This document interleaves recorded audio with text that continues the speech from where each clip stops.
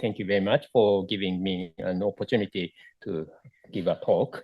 Yeah, in this workshop, we have seen a lot of talks about semantic communication and goal-oriented communication. And my talk is also about that direction from the perspective of Shannon theory. And also, yeah, in this talk, our theme is about structured code, and which is very much closely related to the talk by Arun yesterday. Let's start from some basics. So we all know that Shannon, in his paper, considered two problems: the source coding problem and channel coding problem, and he characterized the fundamental limit of those problems by using the entropy and the channel capacity. For network information theory, one of the most basic problems is the Slepyan source coding problem. So in this network, we have two encoders, and they observe xn, yn, IID sources correlated, and xn, yn are separately encoded with rate R1, R2, and the decoder would like to produce xn, yn with vanishing error probability. And the achievable rate region is characterized by these three constraints, which is given by this pentagon region. Another famous problem is the so-called multiple access channel, like this figure, and it is also characterized like this. In conventional communication, we transmit all the data, and we do not care how the data is used at the destination. And on the other hand, in goal-oriented communication, we only send minimum information that is necessary for a given goal. And we expect that we can improve the communication efficiency by concentrating on that goal. I'm working on goal-oriented communication from the perspective of distributed hypothesis testing, distributed function computation, and identification code. And today I'm going to talk about the distributed function computation. And a key theme of this talk is when does the goal-oriented communication outperform non-goal-oriented communication? Okay, so this is the model we consider in this talk. We have two encoders, xn, yn, and decoder is only interested in reproducing some function value of xn, yn. For instance, the decoder is only interested in difference of data, such as temperature, humidity, monitored by some sensors, or decoder might be only interested in empirical distribution of the data, or maximum value, minimum value of the data, or value of the data. Okay. Anyway, the decoder is only interested in the function value, not the entire data. Particularly in this talk, we focus on something called coordinate-wise function, like this. And in my opinion, for distributed function computation problem, we have three research phases. The first phase is for what kinds of functions we can improve the achievable rate region. In goal-oriented communication, non-goal-oriented transmission is always a trivial achievability bound, because if the decoder can reproduce the entire data, then the function value can be trivially computed. So in this problem, the Slepyan region is, this pentagon region is trivial achievability bound. But as I said, this is not goal-oriented. And also, I would like to emphasize that this region can be attained by the so-called random coding. Back in 1979, Kellner and Martin considered the following problem. Something called modular sum problem. And in this problem, the decoder is only interested in reproducing coordinate-wise XOR of xn and yn, which is denoted by Zn. And they showed that for binary symmetric source, the achievable region is given by this rectangular region, which is much broader than the Selepian region. Kellner and Martin's scheme is quite simple.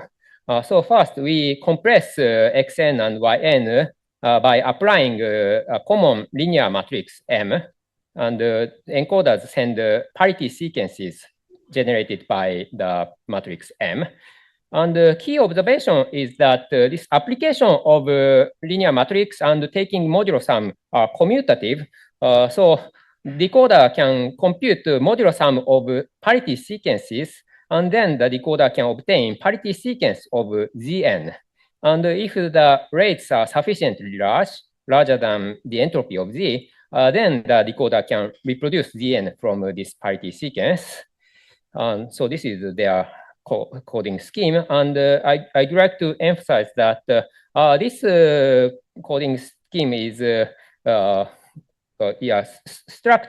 not random coding, because two encoders are coordinated. And this kind of coding is called structured coding. And then our next question is structured coding useful for functions other than modulo sum problem? In 1987, Han and Kobayashi derived the following characterization. If a function satisfies certain conditions, then the Selepian region is optimal. We have no improvement for any sources with full support. Otherwise, there exists a source such that the Selepian region can be improved. Han and Kobayashi's conditions are, there are three conditions. First, every row are different, every column are different, and there are no collision at the diagonal positions. For instance, this function table, every row are different, every column are different, and also there are no collision at the diagonal position. So this function satisfies Han-Kobayashi condition. So Selepian cannot be improved. On the other hand, this function, this is AND function, and we have here collision 0, 0 at diagonal position. So this function doesn't satisfy Han-Kobayashi condition, and we can improve Selepian region. In fact, so this AND function can be embedded into ternary modulo sum. So if we can compute ternary modulo sum by restriction, we can compute the AND function. So we can use generalized Kellner-Martin scheme, and we can improve Selepian region for AND function. Okay, and Han and Kobayashi also considered a multi-encoder case, and they derived some sufficient conditions and necessary conditions such that Selepian region is optimal for every sources. For instance, for 3 encoder case binary input, these functions, Selepian regions are optimal. This function, Selepian region, can be improved. But Han and Kobayashi's conditions are loose, and there are some functions such that we cannot tell if Selepian region can be improved or not. Some time ago, I developed some approach to prove converse bound for distributed function computation problem. And this approach has 3 ingredients. The first is a converse method based on some structure, informative structure of functions, which I developed with Kuzoka in 2017. And the second is a conditional independence structure of function, and the third is recursion. And by using this approach, we can derive an improved sufficient condition such that Selepian region is optimal. And I'd like to emphasize that this approach does not rely on single letter argument, and it can be applied for non-IID sources and non-symbol-wise functions as well. So let me briefly explain an overview of this approach using two encoder example. We consider this simple example of function.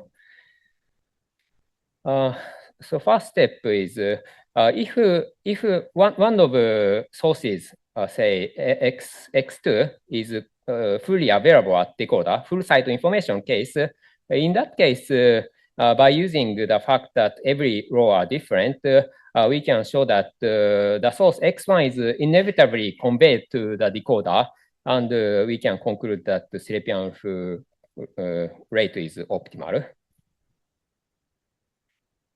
And for the original problem, if there is no collision at diagonal positions in the function table, then we can verify that the two sources, x1 and x2, are conditionally independent given the function value. It's Markov chain. So by using this fact, upon reproducing the function value, the decoder can locally simulate the sources. And the marginal distributions of simulated sources coincide with the original distribution. So by using this simulation argument, we can decouple the original system into these two systems with full site information. And then by using the argument for the full site information case, we can show that sources are inevitably conveyed to the decoder, and so Selepian full region become optimal. For multi-encoder case, there are many possible conditional independent structure. For instance, three encoder, three terminal case, there are 4 possible partitions, and so we can consider 4 possible conditional independent structure. And for each partition, we can consider decoupling of systems. In this partition, we consider this kind of decoupling. And in this partition, we consider these 3 system decoupling. And for some decoupling, if we can show that the decoder can reproduce the entire source, then we can just directly conclude that the Selepian full region is optimal. But even if this is not the case, we can say that the decoder may produce some another function. Then in that case, we can say that we can show that the achievable region for the original problem coincides with achievable region for some refined function.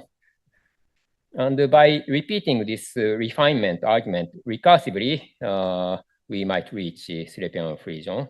So in this manner, by recursively, we might be able to show optimality of Selepian region. So Han and Kobayashi derived some sufficient conditions. I don't explain the detail here, but this function, it doesn't satisfy Han and Kobayashi condition, so we cannot tell if the Selepian is optimal or not. By using the approach I just explained, we can derive an improved sufficient condition. And by using this improved sufficient condition, we can conclude that this function, Selepian region, is optimal. And this function also doesn't satisfy Han-Kobayashi condition, but using improved sufficient condition, we can say that first, achievable region for this original function coincide with the achievable region for this refined function. And then by using recursive argument, we can conclude that Selepian is optimal. So yeah, these functions solved. But for still there is some gap between sufficient condition and necessary condition. For instance, this function, we do not know whether Selepian is optimal or not. This function, we have 0, 0, 0 here in this shape. And yeah, this shape makes this problem difficult.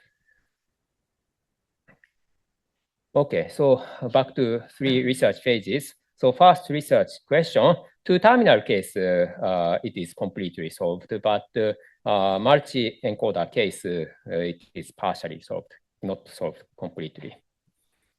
And also, note that in this first question, we only say existence of sources such that Selepian region can be improved. And for a given source, we can tell nothing.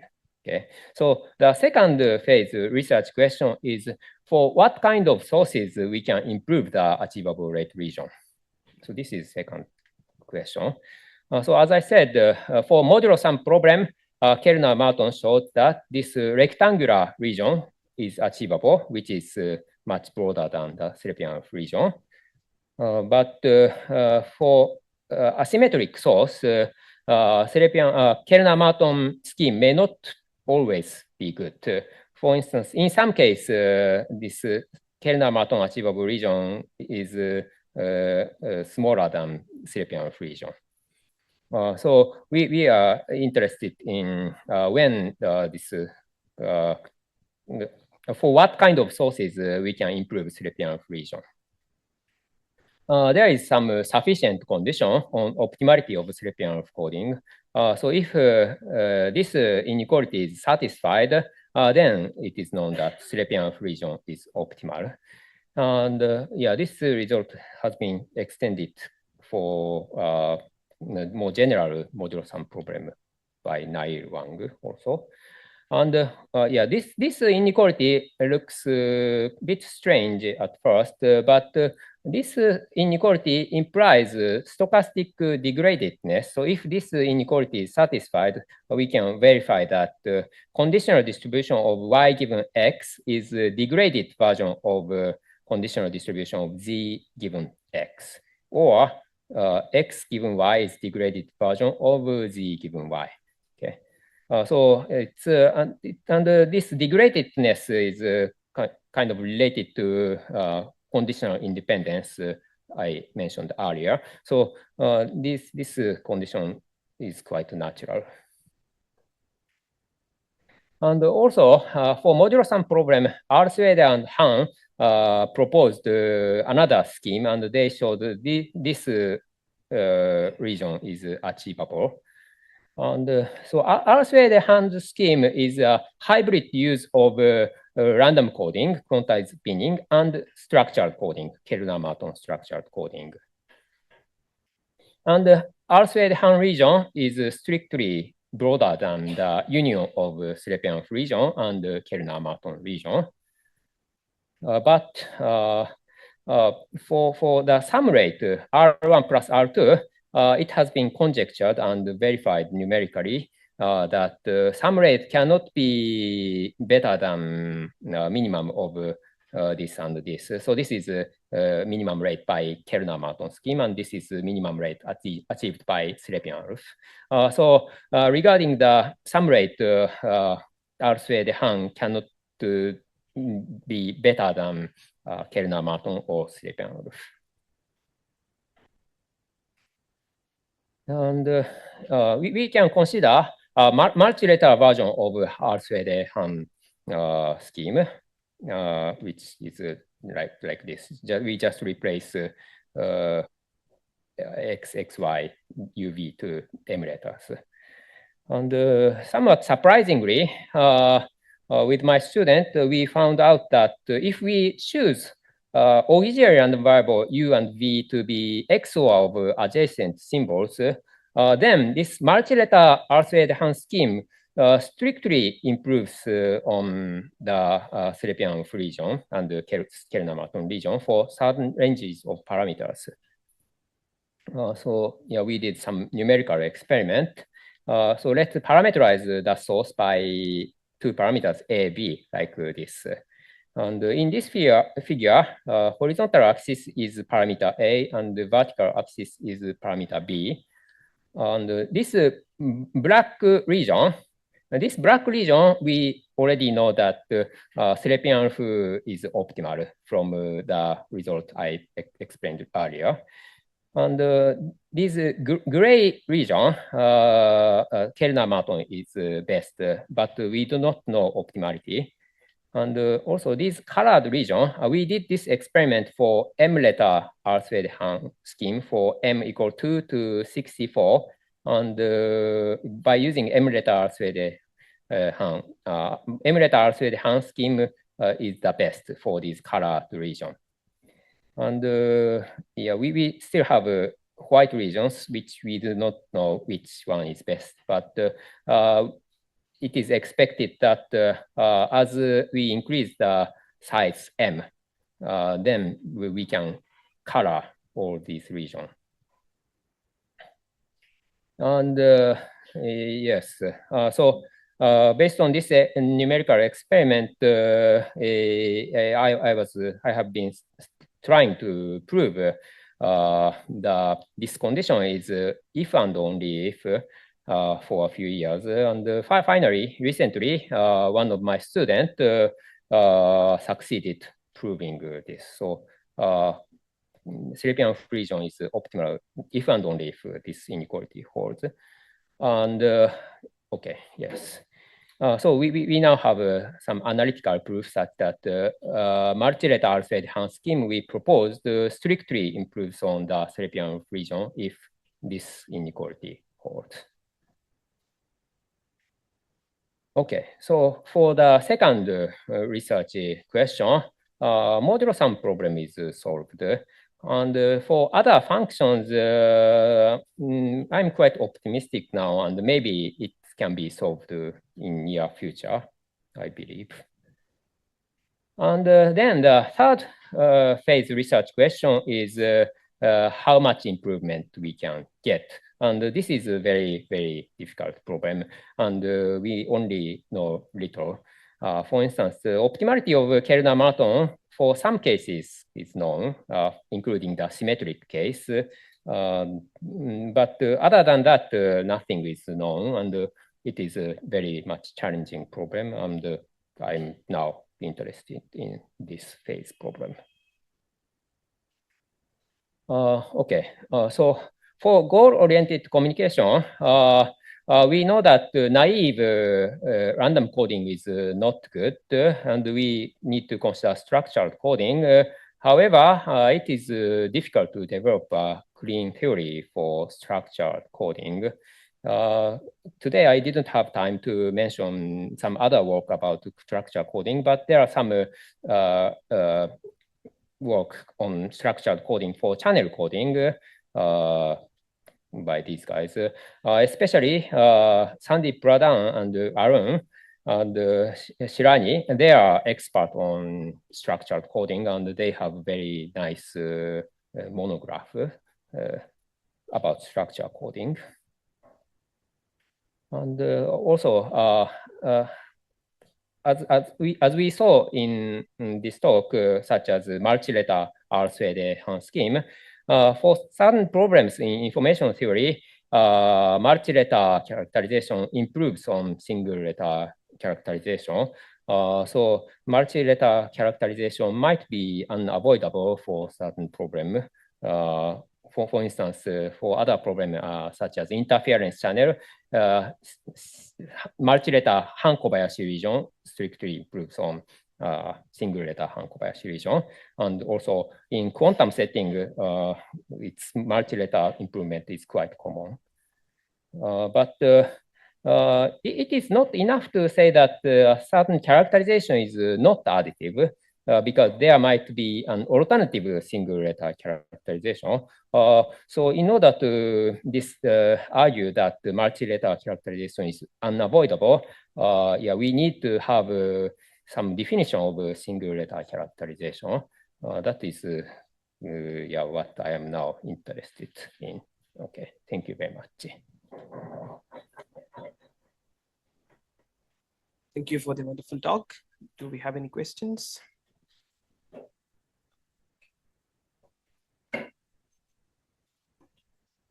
Maybe on the definition of a single letter characterization, do you think it's related to if we have basically a computable capacity expression or what? So yeah, this problem I have been discussing with Arun in yesterday and today. And yeah, computability is related.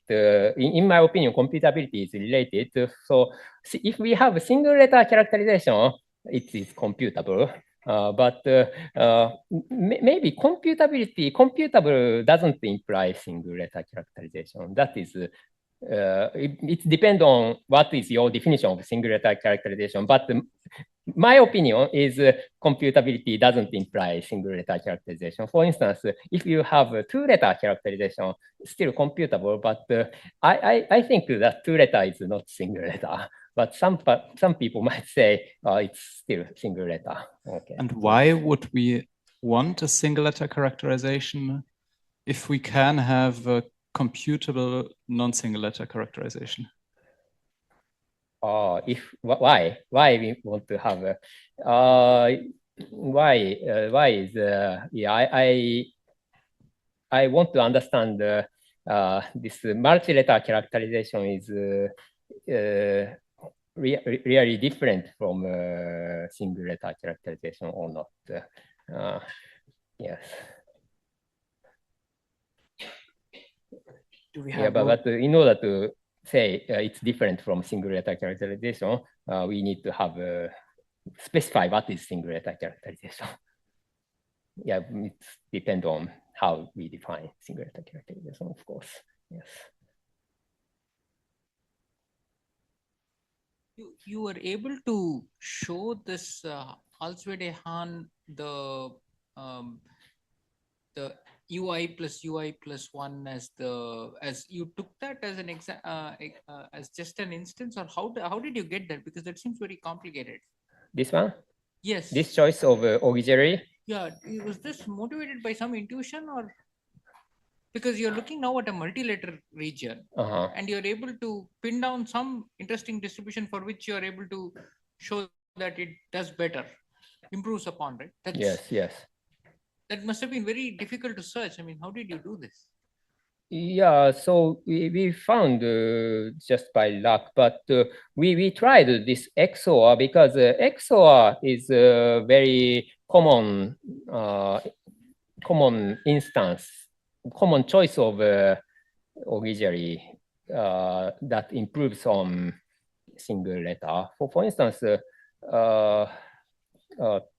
Han-Kobayashi region of interference channel, the multi-letter improvement is attained by repetition code of length. So it's and the repetition code of parity check matrix of repetition code is just XOR. And yeah, in other problems, XOR works quite well in multi-letter expression. So I have that kind of, for instance, secret key generation problem, or also quantum capacity, also sending quantum information over quantum channel. In those cases, also kind of repetition-like code is useful. So yeah, XOR is the first thing you should try. That's, yeah, based on experience. The plots that you gave, I mean, does Alswede-Hahn have cardinality bounds? How were you able to compute this? Because yeah, that's so Alswede-Hahn region has a cardinality bound, but this is yeah, this plot is based on this specific choice of auxiliary random variable. Once you specify auxiliary random variable, then you can express the rate by parameter as a function of A and B, and then we can just plot.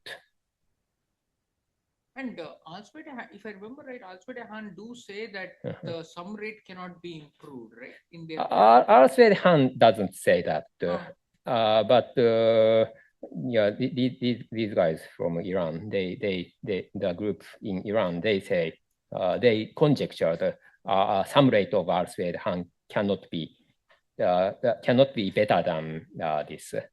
And it has been numerically verified by these guys, and also I did some numerical experiment. Many people has done that, so it is quite a believable conjecture, but not analytically proved. Yes. So let's thank the speaker again.